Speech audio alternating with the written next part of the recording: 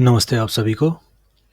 आज हम डिस्कस करेंगे कि हम जब कंप्यूटर खरीदते हैं तो उसमें हमें खुद की तरफ से क्या-क्या रिसर्च करनी चाहिए, क्या-क्या चीज़ें पता करनी चाहिए या क्या-क्या चीज़ें हमें पता होनी चाहिए अपनी तरफ से। और उसमें कुछ इम्पोर्टेंट चीज़ें क्या होती है, कुछ ज़रूरी चीज़ें जानना क्या होती है, तो वो हम आज डिस्कस करेंगे। तो ये इस सीरीज़ का एक और पार्ट है।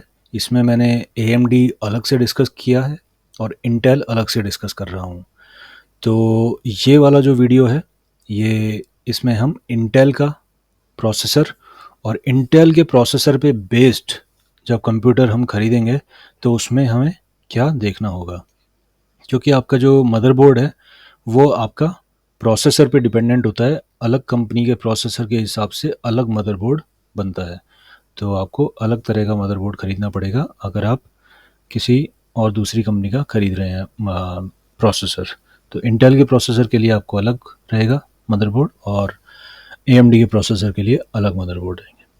तो आइए अपन पहले प्रोसेसर्स की जानकारी लेते हैं। इंटेल के प्रोसेसर अगर अपन को जैसे अब अपन ये मान के चल रहे हैं अपन आज कंप्यूटर खरीद रहे हैं। तो आज अपन कंप्यूटर खरीद रहे हैं तो हमने ये डिसीजन ले लिया कि हमें इंटेल का प्रोसेसर का कंप्यूटर खरीदना है। तो इसमें प्रोसेसर खरीदने का डिसीजन कैसे लेना है? तो प्रोसेसर का निर्णय आप ये सोच के लीजिए कि आपका काम क्या करना है आपको। तो अगर आपका जैसे गेमिंग का इरादा है, आपको गेम्स खेलने हैं, तो गेमिंग के अंदर एएमडी की परफॉर्मेंस काफ़ी ज़्यादा अच्छी है इंटेल से कहीं ज़्यादा अच्छी परफॉर्मेंस एएमडी की निकल के आती है। तो अगर आप गेमिंग के पर्पज़ से ख़रीद रहे हैं तो एएमडी पे जाइए। आपको ग्राफिक्स से रिलेटेड काम करना है, एडिटिंग करते हैं तो एएमडी पे जाइए। आप 3D रेंडरिंग, ऑटो कैड या इस तरह के कुछ एक काम है, फ़ोटोशॉप वगैरह के काम हैं, हैवी वर्कलोड्स वाले काम हैं, इस तरह के ग्राफिक्स वाले हैवी वर्कलोड्स, रेंडरिंग वाला काम है, तो उसके अंदर आप फिर एएमडी में ही जाइए। लेकिन आपका काम है जैसे आप कोडिंग करते हैं, सॉफ्टवेयर डेवलपमेंट करते हैं और एडमिनिस्ट्रेटिव टास्क्स करते हैं, काफ़ी ज़्यादा करते हैं, काफ़ी थोड़े वो भी हैवी होते हैं, लेकिन ग्राफिक्स से लेना देना नहीं है, प्रोसेसर इंटेंसिव है। और प्रोसेसर इंटेंसिव काम के अंदर आपको बस एक थोड़ा सा अच्छा एक प्रोसेसर चाहिए, अच्छी पावर वाला, और जो कि जिसका कि पावर जो आउटपुट हो, सॉरी पावर आउटपुट नहीं, पावर यूसेज जो इलेक्ट्रिसिटी यूज़ करे वो भी एक हिसाब की इलेक्ट्रिसिटी यूज़ करे। तो उसके अंदर इंटेल की अच्छी रहती है परफॉर्मेंस।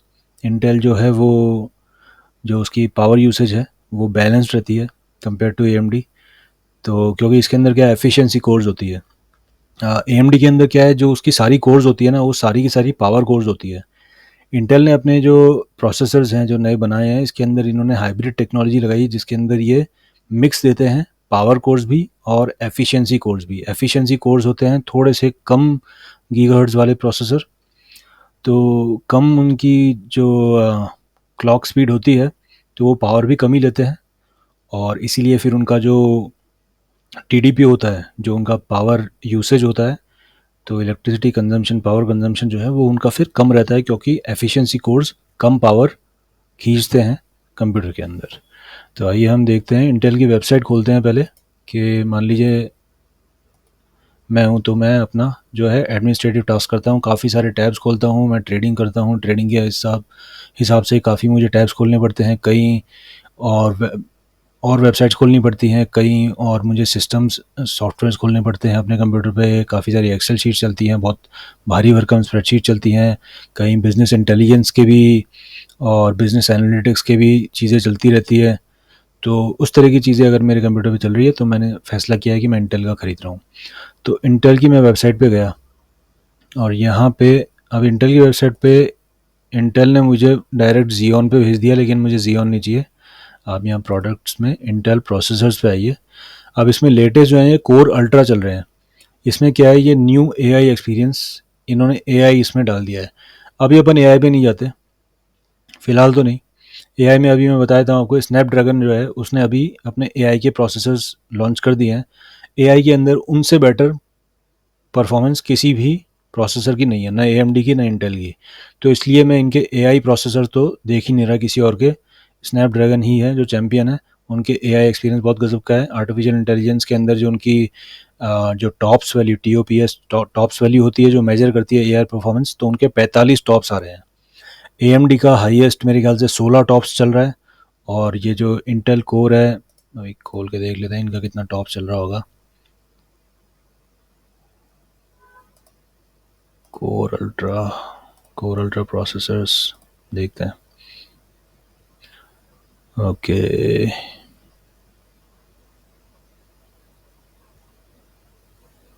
प्रोडक्ट्स हाईएस्ट कौन सा है इनका, 24 MB वाला, ये इंटेल आर्क ग्राफिक्स। ये देखते हैं क्या है भाई इसमें। तो इसमें अगर इन्होंने टॉप्स वैल्यू दी है तो अच्छी बात है, वरना फिर कंपैरिजन नहीं हो पाएगा। NPU, ये रहा NPU में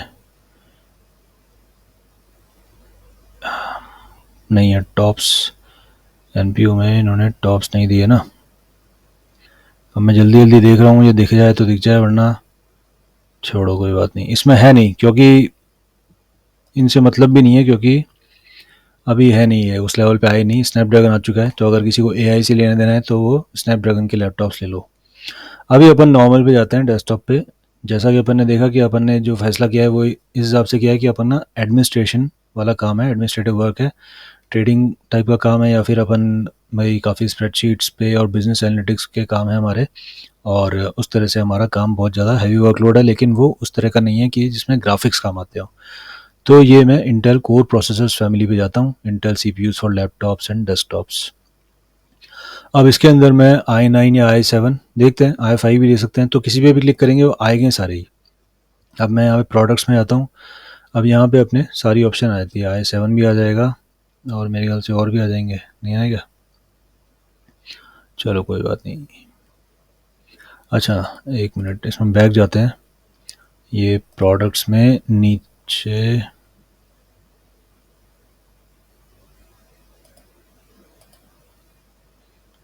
Intel core processors, core i7, i3 बहुत लोवेस्ट है, तो i3 नहीं, i5 i7 i9, तो i5 देख लेते हैं। i5 प्रोडक्ट्स, तो एक मिनट, यहाँ नीचे कंपैरिजन भी आ जाता है इसमें शायद। तो लेटेस्ट जनरेशन का देखते हैं, प्रोडक्ट ब्रीफ्स 14th जन। तो ये 14th जन में यहाँ पे टेबल भी दे देंगे, ये टेबल। तो यहाँ पे ये इंटेल की वेबसाइट पे हमें जो डिटेल्स मिलती है वो काफ़ी ज़्यादा अच्छी मिलती है, काफ़ी ही ज़्यादा अच्छी मिलती है। तो यहाँ पे हम अपना फैसला लेंगे कि लेटेस्ट जनरेशन तो हमने चुन ही लिया है, 14th जन। ये 14th जन लेटेस्ट है, तो ये हमने चुन लिया है कि हम लेटेस्ट जनरेशन का प्रोसेसर ले रहे हैं। अब इसके अंदर हम अपना चुनाव करेंगे कि i3 लेना है, i5 लेना है, i7 i9, i3 i5 i7 i9, i3 5 7 9। ये जो है ये क्या है, इनमें डिफरेंस आता है कोर काउंट का और ये क्लॉक साइकिल का, गीगाहर्ट्ज़। गीगाहर्ट्ज़ जो है ये क्लॉक साइकिल जो है ये स्पीड बढ़ाती है, और स्पीड के साथ साथ अपना फिर कैश भी है, सारी चीज़ें डिपेंडेंट होती है, परफॉर्मेंस अफेक्ट होती है। तो ज़्यादा कोर्स भी मिलेंगे, ज़्यादा स्पीड भी मिलेगी, ज़्यादा बेटर परफॉर्मेंस मिलेगी ज़्यादा जैसे जैसे हम आगे बढ़ते हैं। तो टोटल प्रोसेसर हमें इसमें मिल रहे हैं, चारों परफॉर्मेंस मिल रहे हैं i3 में। तो i3 में 4 परफॉर्मेंस कोर्स हैं और 8 थ्रेड्स हैं। i5 में आते हैं तो हमारे 14 टोटल कोर्स हो जाते हैं, जिसमें से 6 परफॉर्मेंस कोर हैं और 8 एफिशिएंसी। अब हमेशा क्या है, एफिशिएंसी कोर्स हमेशा ज़्यादा होंगे, क्योंकि इंटेल का मानना यही है और होता भी यही है कि ज़्यादातर हम जो हैं वो नॉर्मल टास्क्स कर रहे होते हैं, और नॉर्मल टास्क्स वाले कोर्स जो हैं वो भी काम कर लेंगे अगर कुछ ज़्यादा हैवी वर्कलोड हुआ, और परफॉर्मेंस कोर्स भी संभाल लेंगे। लेकिन आपका ज़्यादा परफॉर्मेंस वाला काम हुआ, मतलब अचानक से कोई परफॉर्मेंस वाला काम हुआ, तो फिर 6 ये परफॉर्मेंस कोर्स हैं ये एक्टिव हो जाएंगे, और ये फिर वो जो हाई परफॉर्मेंस वाला जो काम है जिसके अंदर ज़्यादा क्लॉक स्पीड देनी है, तो फिर ये परफॉर्मेंस कोर्स वो वाला काम संभाल लेंगे। तो इसमें थोड़ा सा ये फ़ायदा हो जाता है जब हम एफिशिएंसी और पावर कोर्स का एक जो हाइब्रिड मॉडल है ये लेते हैं। तो इसमें 14 कोर्स, तो 4 से हम सीधे ही 14 पे आ गए, 14 पे, और 14 से फिर 20 और 24। 20 में 12 एफिशिएंसी और 8 परफॉर्मेंस कोर्स, और यहाँ पे 16 एफिशिएंसी और 8 परफॉर्मेंस कोर्स। तो इसमें परफॉर्मेंस कोर्स बराबर हैं, बस एफिशिएंसी कोर का फ़र्क आ रहा है यहाँ पे। थ्रेड्स भी इसमें उसी हिसाब से बढ़ते जा रहे हैं, 8, 20, 28, 32। ओके, अब इसमें L3 कैश जो है वो ऑब्वियसली ज़्यादा, जो बड़ा मॉडल है उसके अंदर ज़्यादा कैश मिलेगा, तो 36 MB है, मिनिमम 12 MB, चार जो कोर्स, चार कोर्स 8 थ्रेड्स वाला है उसमें 12 MB है। तो कैश जो है, कैश भी क्या है, इंपॉर्टेंट डाटा जो है वो आपका सेव करके रखता है CPU के अंदर। CPU का कैश होता है MB के अंदर, तो ये आपका इंपॉर्टेंट डाटा सेव करके रखता है। उसी हिसाब से जो फ्रीक्वेंटली इन्फॉर्मेशन जो काम आती रहती है ऑपरेटिंग सिस्टम को और सिस्टम को पूरा कंप्यूटर चलाने के लिए, तो वो यहाँ पे सेव रहती है और वो जल्दी जल्दी अपने सिस्टम को मिलती रहती है, तो उस हिसाब से अपना सिस्टम ज़्यादा स्पीड में चलता रहता है। तो ये अपना L3 कैश का, L1, L2, L3, ये सारे जो कैश हैं इनका ये काम होता है, अलग अलग लेवल के कैशेस हैं। तो अब इसमें हम आ जाते हैं मैक्सिमम मेमोरी स्पीड। अब इसमें ये जो है ये बहुत ही इम्पॉर्टेंट चीज़ है, हद से ही ज़्यादा इम्पॉर्टेंट है, क्योंकि ये इसके लिए ही हम डिस्कस कर रहे हैं। हमारा ये जो पूरा वीडियो बना रहे हैं वो हम इसी के लिए बना रहे हैं। अब इसमें क्या है, जब आप कॉन्फ़िगरेशन करवाते हैं किसी से, अपना असेंबली करवाते हैं, तो वो क्या है, जब आप बोलते हैं कि भाई मुझे इतनी 64 GB की रैम लगा दो या 128 GB लगा दो, जितनी भी रैम लगा दो, तो वो क्या है, DDR5, वो बोलते हैं DDR5 लगेगी आपके, DDR5 कंपेटिबल है तो DDR5 लगा देते हैं। आप ये चेक नहीं करते कि कितना मेगाहर्ट्ज़ का वो आपको मिल रहा है। फिर वो बता भी देते हैं कि भाई 3200 है, 5600 है, 4800 है, कितना है, ठीक है। अब उसके अंदर वो क्या है, कभी कभार आपको पता नहीं है कि इसमें मैक्सिमम कितनी लिमिट है, और वो बोलते हैं कि यार अपन 7000 लगा देते हैं आपके यहाँ पे, या 6000 वाली लगा देते हैं। अब 6000 मेगाहर्ट्ज़ जो है वो आपका कंप्यूटर यूटिलाइज ही नहीं कर रहा, मैक्सिमम लिमिट इसकी 5600 मेगाहर्ट्ज़ की है, और वो बोल रहा है कि चलो 7000 लगाते हैं अपन, तो 7200 वाली लगा देते हैं। तो इतनी ज़्यादा वाली है, वो ज़्यादा कीमत की है, ज़्यादा पैसे लग रहे हैं उसके अंदर, तो उसको तो ज़्यादा कीमत वाली चीज़ बेचनी है, लेकिन आपके यहाँ पे तो काम ही नहीं आ रही, आपका पैसा बेकार जा रहा है ना।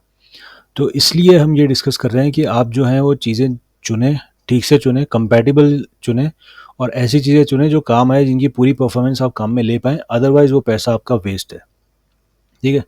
तो उसी तरह से जैसे ये वाला है, अब इस मॉडल में आपकी DDR5 4800 ही है मैक्सिमम। अगर आप i3 लेते हैं 4 कोर 8 थ्रेड्स वाला, और उसके अंदर किसी ने आपको बोल दिया कि भाई 5600 वाला लो, 5600 वाला ज़बरदस्ती कॉस्टली पड़ेगा आपको, आप DDR5 4800 वाला लीजिए, 4800 मेगा ट्रांसफर पर सेकंड वाला।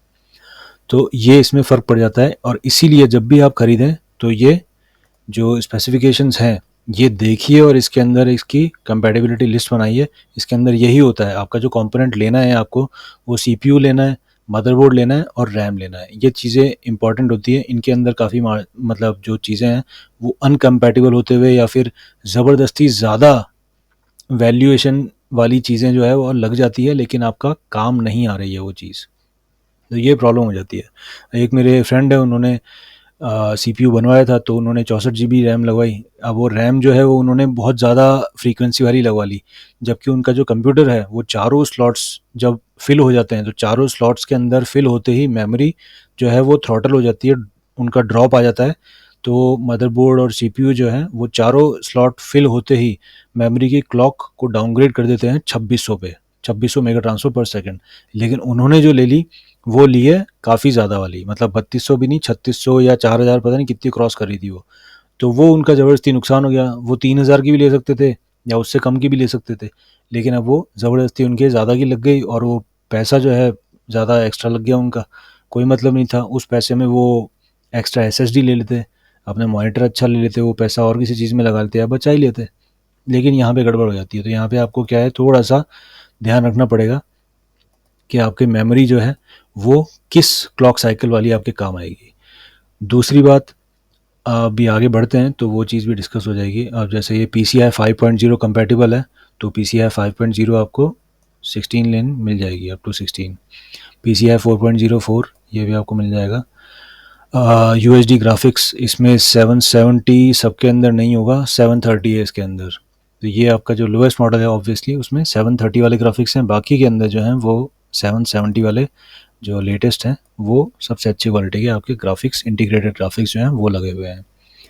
इसके अंदर जैसे जैसे हम ऊपर बढ़ते हैं तो फ्रीक्वेंसी बढ़ती है, जो ग्राफिक्स है उसकी फ्रीक्वेंसी बढ़ती है, तो उसकी जो स्पीड है और उसका आउटपुट जो है वो भी बेटर आता है। जितनी ज़्यादा फ्रीक्वेंसी होगी उतना आउटपुट उसका ज़्यादा अच्छा होगा।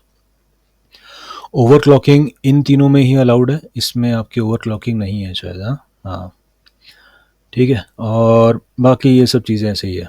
तो अब ये तो सिर्फ कंपैरिजन के हिसाब से था। अब अगर अपन ने डिसाइड कर लिया तो हम और डिटेल्स में जाएंगे, तो और थोड़ी सी चीज़ देखेंगे जो कि इम्पॉर्टेंट है हमारे लिए, वरना उसके अंदर हमारा पैसों का नुकसान हो जाता है जब हम कंप्यूटर खरीदते हैं। तो आइए इसमें देखते हैं। अब मान लीजिए हमने चूज़ कर लिया, हम क्या चूज़ करें, थोड़ा सा हाई एंड ले लेते हैं चूज़ करने के लिए, क्या ताकि उसमें एग्जाम्पल अच्छे से मिल जाए हमें। तो i7 का हमने मान लीजिए चूज़ कर लिया। तो अब हम आते हैं यहाँ प्रोडक्ट्स के अंदर, इंटेल कोर प्रोसेसर्स में वापस से i7 प्रोसेसर्स, i7 प्रोसेसर्स में प्रोडक्ट्स। ओके, अब ये i7 14 जनरेशन का हमने प्रोसेसर ले लिया है। तो प्रोसेसर हमने चूज़ किया है 14 जनरेशन का 14700K, ठीक है। क्योंकि के अंदर इंटीग्रेटेड ग्राफिक्स आते हैं। इसके अंदर क्या है, जो मॉडल्स हैं ना, आप यहाँ पे इंटेल की वेबसाइट पे देख सकते हैं, तो ये जो के एफ जो और ये जो लिखे हुए होते हैं ना, तो इनमें इनका क्या मतलब यही होता है, जो के है, के में हमेशा किसी भी मॉडल किसी भी जनरेशन का आप के वाला लेंगे ना, तो वो एक तो अनलॉक्ड आएगा, आप उसको ओवरक्लॉक भी कर सकेंगे और साथ में उसमें इंटीग्रेटेड ग्राफिक्स भी आएंगे। एफ़ के अंदर आपको इंटीग्रेटेड ग्राफिक्स नहीं आएंगे, के एफ में भी इंटीग्रेटेड ग्राफिक्स नहीं आएंगे। एफ में शायद ये ओवरक्लॉक भी नहीं कर पाएंगे आप, और के एफ के अंदर शायद ये ओवरक्लॉक आपके लिए अवेलेबल होगा, लेकिन ग्राफिक्स इंटीग्रेटेड ग्राफिक्स नहीं है इसके अंदर, ठीक है। तो ये इनके जो आखिर में जो टी और ये सब जो एच एक्स वगैरह होते हैं, एच एक्स थोड़ा और हाई परफॉर्मेंस वाले ये प्रोसेसर्स होते हैं, ठीक है। तो अपन के वाला लेते हैं, के वाला मेरे ख्याल से नॉर्मल वाला होता है, के वाला भी खोल लेते हैं और एक एच एक्स वाला भी खोल लेते हैं। 33 MB का ज़्यादा लग रहा है, तो ये थोड़ा ज़्यादा ले लेते हैं। 33 MB वाला एच एक्स वाला है ना, तो एच एक्स में आपके $495 और ये 409 से 419 वाला है, ठीक है। तो ये फ़र्क पड़ जाता है। तो ये अभी हम इसी को देखते हैं, इसको बंद कर देते हैं अभी। यहाँ पे देखते हैं 14700K, 8 कोर नहीं, टोटल इसमें कोर्स कितने हैं, 20 हैं। हाँ, 8 परफॉर्मेंस कोर, 12 एफिशिएंसी कोर्स और total threads 28, 20 course 28 threads. Base इसकी जो फ्रीक्वेंसी रहेगी वो रहेगी 3.4, परफॉर्मेंस कोर्स की 3.4, और जो एफिशिएंसी कोर्स है उनकी और भी कम है, 2.5 गीगाहर्ट्ज़, बिल्कुल सही है। अब इसमें बेस पावर 125 वाट है। अब इस तरह का अगर प्रोसेसर अगर AMD में देखें तो वो शायद हो सकता है 150 के आसपास भी चला जाए, लेकिन जैसा कि ये बता रहा है मैक्सिमम टर्बो पावर, तो टर्बो पावर मतलब ये जो परफॉर्मेंस कोर की मैक्स टर्बो फ्रीक्वेंसी है। तो अगर आपका हाई वर्कलोड आ रहा है, तो जब परफॉर्मेंस कोर्स सारे काम आएंगे और अपनी मैक्सिमम फ्रीक्वेंसी पे काम आएंगे, तब ये 253-250 वाट भी पावर कर जाएगा। लेकिन जब आप पूरी पावर यूज़ करेंगे, ज़्यादा वर्कलोड डालेंगे, तभी है।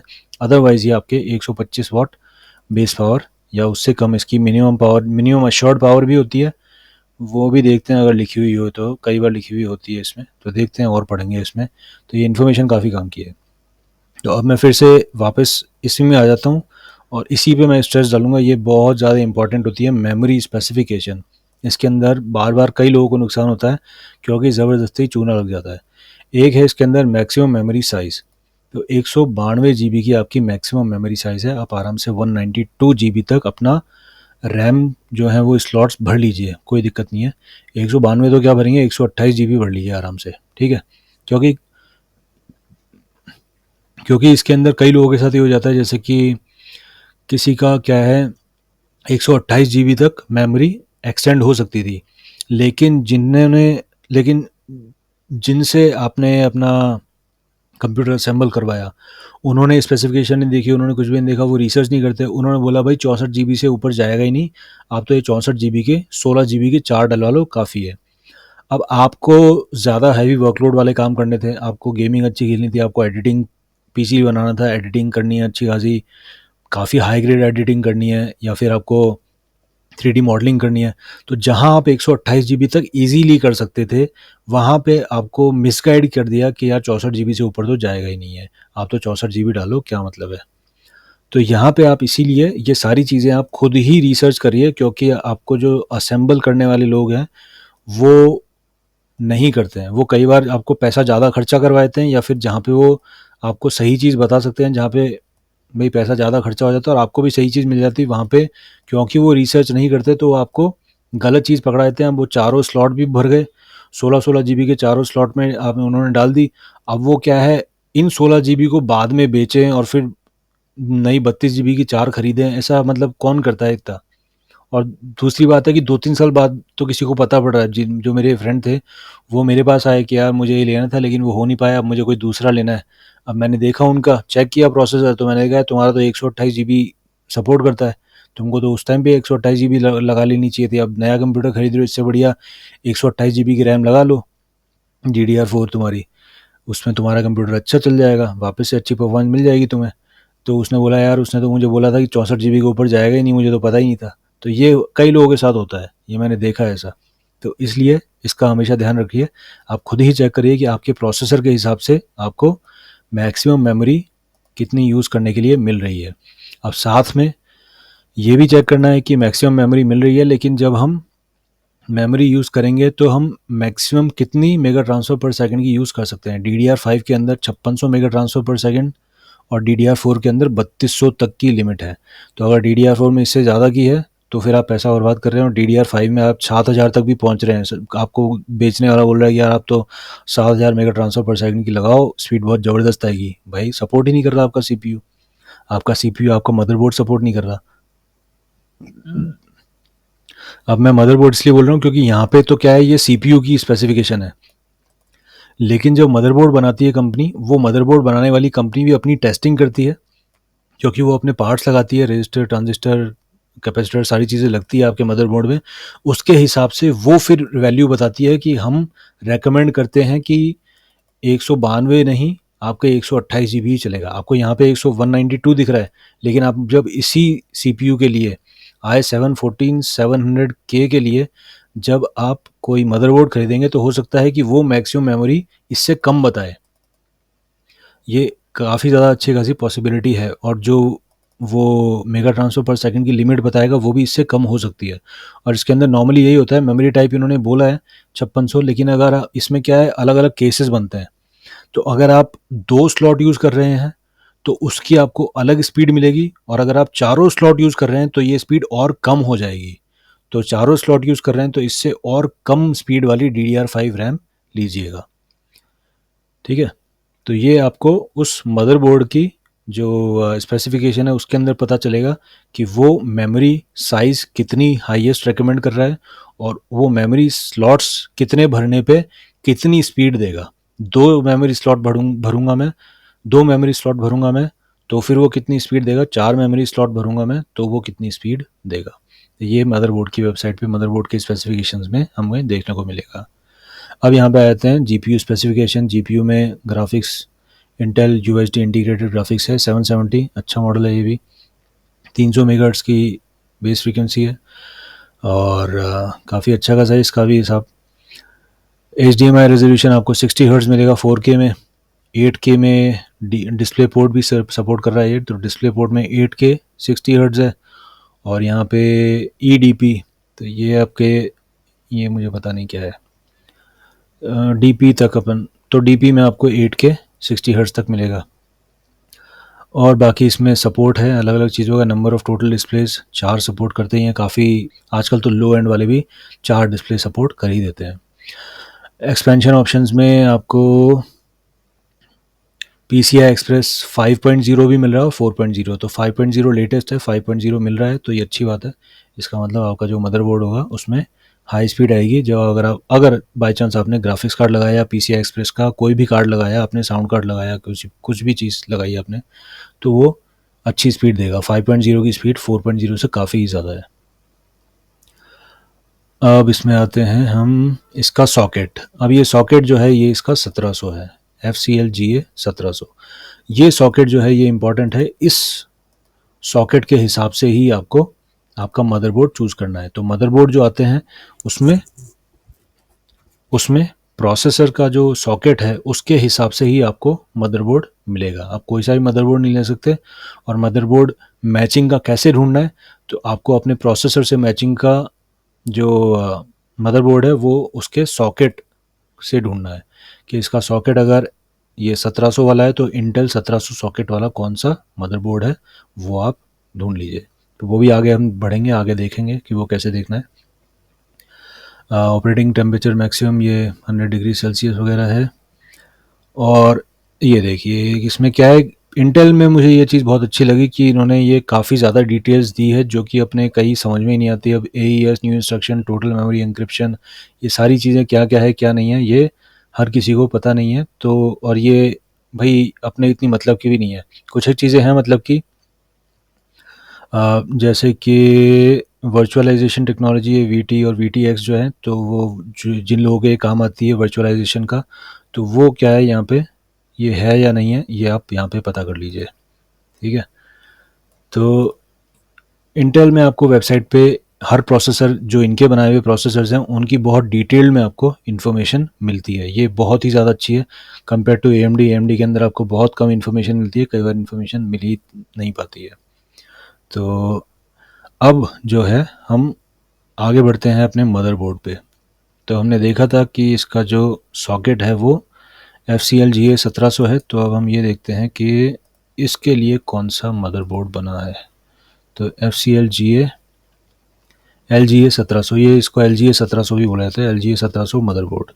तो ये आप अपना ये डाल के आप सर्च कर सकते हैं। तो इसके कंपैटिबिलिटी वाले जितने भी मदरबोर्ड हैं वो हमें यहाँ पे गूगल पे दिख जाएंगे। लेकिन हम ये एक काम और कर सकते हैं, हम यहाँ पे एसस मदरबोर्ड की वेबसाइट या फिर ASRock मदरबोर्ड की वेबसाइट पे आ सकते हैं और यहाँ पे फिर हम मदरबोर्ड्स में जाके और फिल्टर कर सकते हैं, जैसे कि इंटेल 1700, यहाँ पे चेक बॉक्स पे क्लिक कर दीजिए। और एसस मदरबोर्ड की वेबसाइट पे आके भी हम यही करते हैं। यहाँ पे हम सॉकेट में जाएंगे, सॉकेट में इंटेल पे क्लिक करेंगे, LGA1700, आपको 82 मॉडल्स मिल जाएंगे। इनमें से अब आप चूज़ कर लीजिए कि आपको कौन सा लेना है। इसके अंदर चूज़ ऐसे करना है कि आपको भाई वाईफाई इनेबल्ड चाहिए, वाईफाई इनेबल्ड नहीं चाहिए। अगर आपके वाईफाई है तो आप वाईफाई ले लीजिए। अगर आपके यहाँ पे आपके डेस्कटॉप जहाँ पे आपकी टेबल लगी हुई है वहाँ तक आपका डायरेक्ट ईथरनेट कनेक्शन आता है, आपके वायर्ड है कनेक्शन, वायर्ड कनेक्शन पे ऑब्वियसली अच्छी स्पीड आती है। तो अगर वायर्ड कनेक्शन है और आपको फिर वाईफाई की ज़रूरत ही नहीं है ऑब्वियसली, तो आप वाईफाई छोड़ सकते हैं। वाईफाई अगर आपने नहीं लिया तो आपके थोड़े पैसे और कम हो जाएंगे, आपका मदरबोर्ड थोड़ी सी प्राइस कम हो जाएगी मदरबोर्ड की। और इन मदरबोर्ड्स के अंदर जब आप लेंगे तो इसके अंदर आप कंपेयर कीजिएगा कि इसमें आपको USB कौन कौन से पोर्ट कितने मिल रहे हैं, USB 3.2 के कितने पोर्ट्स मिल रहे हैं, USB-C मिल रहा है नहीं मिल रहा, और इस तरह की जो चीज़ें हैं, NVMe स्लॉट कितने मिल रहे हैं आपको। अब जैसे यहाँ पे इसमें लिखा हुआ है 3 M.2 स्लॉट्स मिल रहे हैं, तो आप 3 जो हैं वो SSD M.2 वाली लगा सकते हैं। कुछ में आपको एक ही मिलेगा, कुछ में आपको 2 मिलेंगे। और दूसरी बात यह है कि इसके अंदर फिर आपने ये तो चेक कर ही लिया, लेकिन इसके अंदर आपके कैबिनेट जो है आपका माइक्रो ATX कैबिनेट है या ATX कैबिनेट है या फिर EATX एक्सटेंडेड ATX जो और भी ज़्यादा बड़ा होता है वो कैबिनेट है। तो अपने कैबिनेट के साइज़ के हिसाब से ही आपको मदरबोर्ड लेना है। तो कैबिनेट और मदरबोर्ड ये दोनों जो हैं ये ATX के स्टैंडर्ड्स में आते हैं। तो जब भी आप अपना CPU चुनने के बाद फिर मदरबोर्ड पे आए तो मदरबोर्ड के साथ साथ ही आप अपना कैबिनेट भी देखेंगे। क्यों, तो आप कैबिनेट ही देखेंगे सबसे पहले कि आप कैबिनेट बड़ा लेना है छोटा लेना है, और फिर कैबिनेट के हिसाब से फिर कैबिनेट और प्रोसेसर की जो कॉम्बिनेशन है। कैबिनेट जो है वो साइज़ होता है, तो साइज़ आता है ATX, माइक्रो ATX, ITX और इस तरह की चीज़ों में, और EATX। तो आपने जो भी कैबिनेट लिया है उसमें किस तरह का जो मदरबोर्ड है वो फिट हो सकता है, उसके हिसाब से फिर आप मदरबोर्ड लेंगे जो कि आपके प्रोसेसर के सॉकेट के साथ कंपैटिबल हो। तो सॉकेट जो क्या होता है वो मैं आपको एक बार एक कोई सा भी यहाँ पे खोल लेते हैं। इसमें सॉकेट जो है ना, ये सिर्फ जहाँ पे आप मदरबोर्ड लगाते हैं ना, ये वो वाली जगह, ये तो बीच में जो जगह है ना, ये है सॉकेट। तो जिसके अंदर आपका ये प्रोसेसर लगेगा, लग के परमानेंट फिट हो जाएगा, इसको सॉकेट बोलते हैं, सीपीयू सॉकेट। तो ये जो सीपीयू सॉकेट है, ये आपका स्टैंडर्ड रहेगा, जो कि LGA 1700 है। तो आप LGA 1700 के हिसाब से अपना प्रोसेसर चुनिए, सॉरी अपना मदरबोर्ड चुनिए, और मदरबोर्ड में जो आपको चुनना है तो उसको आप चुनिए अपने जो फीचर्स आपको लेने हैं उसके हिसाब से, और साथ में आपका कैबिनेट के साइज़ के हिसाब से। ओके, तो ये जो है, ये आप अपने थोड़ा सा इसमें आप अपने हिसाब से ले सकते हैं जो भी आपको लेना है, लेकिन मतलब इसमें आपका ध्यान भी जाता है, और इसके अंदर इतनी ऐसी चीज़ें हैं नहीं जिसके अंदर कुछ आपका कुछ दिक्कत आएगी या क्या होगा। बस ये कि मदरबोर्ड की साइज़ जो है, आपको 4 स्लॉट मिल रहे हैं, 2 स्लॉट मिल रहे हैं, तो ये आप देख लेंगे, इसमें तो कोई दिक्कत नहीं है। बस जो चीज़ें जो मैं कवर करना चाहता था, वो चीज़ें कवर करना चाहता था इस वीडियो में, जो लोगों से देखना रह जाता है। तो कैबिनेट और जो मदरबोर्ड की साइज़ है, ये भी आपको प्रत्यक्ष दिखती है, तो उसी हिसाब से ही सारा काम होगा। कोई अगर साइज़ बहुत ज़्यादा बड़ी है तो वो आपके इसमें कैबिनेट में लग ही नहीं पाएगी, और ज़्यादा छोटी है तो वो भी आपको दिख जाएगी कि यार इसके अंदर ये तो मदरबोर्ड तो बहुत छोटा है, इतना बड़ा कैबिनेट क्यों ले रहे हैं हम लोग। तो कैबिनेट आप अपने आप छोटा बोल देंगे उसको कि भाई छोटा कैबिनेट दे दो, या फिर आप ये बोलेंगे कि भाई ये छोटे मदरबोर्ड के अंदर फीचर्स कम मिल रहे हैं, पोर्ट्स कम मिल रहे हैं मुझे, या फिर आपके जो रैम स्लॉट हैं ये 2 ही मिल रहे हैं। जैसे कि ये LGA 1700 का ये वाला है, अब इसके अंदर आपको जो रैम स्लॉट मिल रहे हैं, ये आपको 2 ही मिल रहे हैं।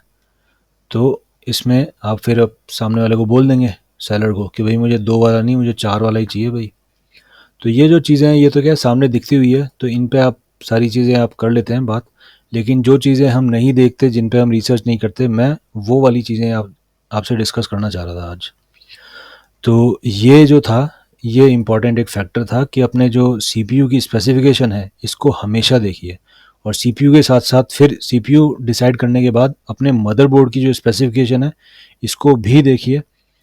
जैसे कि बात कर ही लेते हैं एक बार, 4 वाला देखते हैं अपन, एसरॉक का कोई देखते हैं 4 वाला, E80X है ना, E80X नहीं, मैं ATX नॉर्मल ETX देखते हैं, एक्सटेंडेड तो बहुत ज़्यादा बड़ा हो जाता है, ये देखते हैं।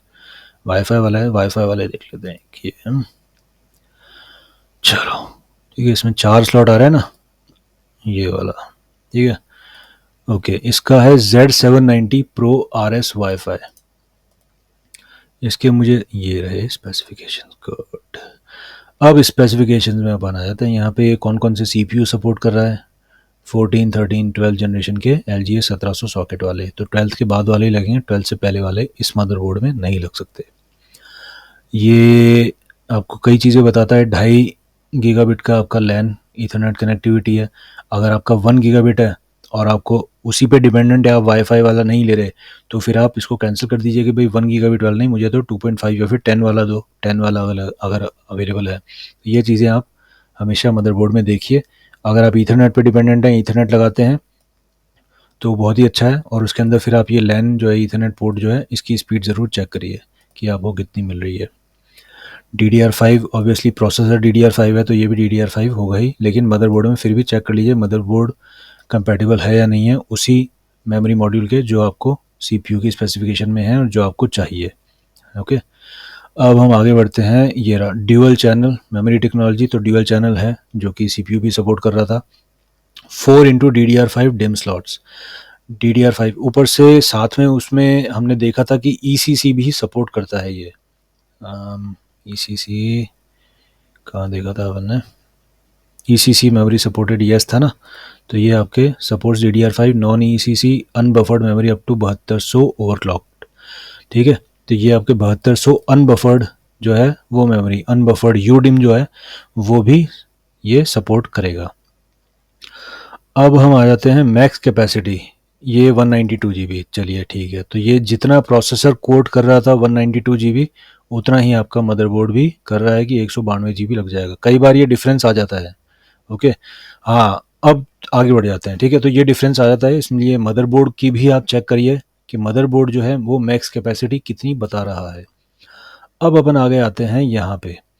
अब 1 DPC 1 row up to 7200 megahertz OC 4800 megahertz natively.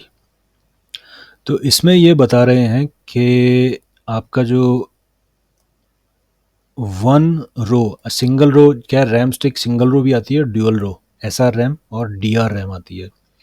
तो आप सिंगल रो रैम लगा रहे हैं और आप 2 ही स्लॉट में लगा रहे हैं, तो वो जो है वो आपकी स्पीड जो है वो 4800 मेगाहर्ट्ज़ तक जाएगी। डिम, रजिस्टर्ड डिम होती है, डिम जो होती है नॉर्मल, वो 4800 मेगाहर्ट्ज़ मैक्सिमम तक जाएगी। और अगर वो अनरजिस्टर्ड डिम है, यू डिम, तो 7200 तक जाएगी ओवरक्लॉक होके। ओके, तो ये जो ओवरक्लॉक और ये 7200 वाला ये यूडिम का है और ये रजिस्टर्ड डिम का है। नॉर्मली रजिस्टर्ड डिम ही मिलती है, रजिस्टर्ड डिम ही लीजिए, क्योंकि इसके अंदर थोड़ी सी स्टेबिलिटी का इशू आ सकता है अनरजिस्टर्ड डिम के अंदर। ठीक है, और ये ड्यूअल रो है, डी आर रैम। तो ड्यूअल रो के अंदर हमें 4400 मेगाहर्ट्ज़ की ही मिलेगी। अभी यही देखिए, ये जो है यूडिम वाला छोड़ ही दीजिए, इसमें ध्यान में दीजिए। तो ये जो है ये 4400 मेगाहर्ट्ज़। तो अगर आप 5600 लगा रहे हैं, 6000 लगा रहे हैं, कितनी भी लगा रहे हैं, आपको स्पीड जो आपका मदरबोर्ड और सीपीयू देंगे वो 4800 देंगे। तो मैंने यहाँ पे बताया था ना कि जब ये स्पीड जो है, ये स्पीड इन्होंने ये बता रखी है, लेकिन अगर हम 2 स्लॉट यूज़ करेंगे तो स्पीड कम हो जाएगी, 4 स्लॉट यूज़ करेंगे तो स्पीड कम हो जाएगी, तो वो यही है। तो यहाँ पे हम 2 स्लॉट यूज़ करेंगे ड्यूअल रो रैम के, डी आर रैम के, तो 4400 मेगाहर्ट्ज़, और single row RAM S R RAM है और उसके भी हम 2 रो यूज़ करेंगे, 2 जो उसमें स्लॉट्स हैं वो यूज़ करेंगे, तो 4800 मेगाहर्ट्ज़ की मिलेगी। और फिर हम चारों स्लॉट्स यूज़ कर रहे हैं और चारों स्लॉट्स के अंदर हमने सिंगल रो रैम लगाई है तो 4000 मेगाहर्ट्ज़, और अगर ड्यूअल रो रैम लगाई है तो 3600 मेगाहर्ट्ज़ मिलेगी। तो इसके अंदर अगर आप चारों स्लॉट्स भर रहे हैं, पूरे 128 जीबी लगा रहे हैं, 192 जीबी लगा रहे हैं, तो फिर जो है आप ज़्यादा जैसे 5600, 5200, 6000 मेगाहर्ट्ज़ वाली मत लीजिए। उसके अंदर फिर आप जो है वो मैक्सिमम 3600, 4000, 4400 मेगाहर्ट्ज़ वाली जो है वो ले लीजिए। भाई एग्जैक्टली 3600 में नहीं मिल रही तो थोड़ी बहुत ऊपर कर लीजिए, लेकिन नीचे मत करिए, क्योंकि भाई वो तो और कम हो जाएगी। 3600 वैसे ही 4 लगाने पे कम हो रही है, लेकिन जो 7000, 6000 तक पहुंच जाती है ना, तो ज़्यादा महंगी पड़ेगी आपको वो रैम। तो इससे ज़्यादा अच्छा है कि आप 3600 के आसपास वाली जो है वही लीजिए। तो यहाँ पे आपका पैसे का फ़र्क पड़ जाएगा। जो बेचने वाला है वो जब 4 स्लॉट भर रहा है तब भी आपकी 5000, 5600 मेगाहर्ट्ज़ वाली लगा देगा। अगर वो 2 स्लॉट भर रहा है तो भी 5600 मेगाहर्ट्ज़ लगा देगा, लेकिन 4 स्लॉट भरने में हमें 5600 मेगाहर्ट्ज़ तो मिल ही नहीं रहे, तो हमारा तो नुकसान हो रहा है ना। तो उस केस में आप जो है 4 स्लॉट्स भर रहे हैं तो आप ये मेगाहर्ट्ज़ यहाँ पे देखिए और इसके हिसाब से ही बोलिए कि भाई 5600 वाली नहीं लगानी, जब मुझे यूटिलिटी नहीं मिल रही, जब उसका फ़ायदा ही नहीं मिल रहा, तो कम वाली लगाओ, उसमें पैसे बचा लो। ठीक है, तो ये हमारे यहाँ पे ये देखने का फ़ायदा हुआ है हमें। इसलिए स्पेसिफिकेशन जब भी आप कंप्यूटर खरीद रहे हैं तो स्पेसिफिकेशंस वेबसाइट्स पे जाके देखिए, सीपीयू की वेबसाइट पे आ जाके सीपीयू की स्पेसिफिकेशंस देखिए, उस सीपीयू से मैच करने वाला जो हमारा मदरबोर्ड है वो देखिए, और फिर उस मदरबोर्ड की साइज़ के हिसाब से आप फिर देखिए कि अपना कैबिनेट, या कैबिनेट आपको कोई अच्छा लग गया तो उसकी साइज़ के हिसाब से फिर आप देखिए। लेकिन मेनली हमेशा मदरबोर्ड पहले, मदरबोर्ड कौन सी कैबिनेट में आएगा तो वो फिर बाद में कैबिनेट लीजिए, पहले आप मदरबोर्ड देखिए। मदरबोर्ड के अंदर आपको साइज़ और नंबर ऑफ़ पोर्ट्स कितने मिल रहे हैं, तो आपको कितने नंबर ऑफ़ पोर्ट्स चाहिए। ज़्यादा पोर्ट्स नहीं चाहिए तो छोटा वाला जो होता है मदरबोर्ड वो ले सकते हैं। ओके, ग्राफिक्स तो ये तो क्या है, मदरबोर्ड का नहीं है, ये तो सीपीयू का ही है, तो इसमें ऐसा कुछ है नहीं, जो सीपीयू देगा वही है। ऑडियो ये इनका खुद का है, तो इसके अंदर आप ऑडियो देख सकते हैं कि ये मदरबोर्ड कौन सा ऑडियो आपको दे रहा है। मदरबोर्ड जो है वो ऑडियो देता है, मदरबोर्ड ही आपको ये लैन देता है, लैन में आपको जो मिल रहा है, और ये जो वाईफाई मॉड्यूल मिल रहा है ये आपको रियल टेक का, हाँ रियल टेक का मिल रहा है या फिर इंटेल का मिल रहा है, ये आप देख लीजिए।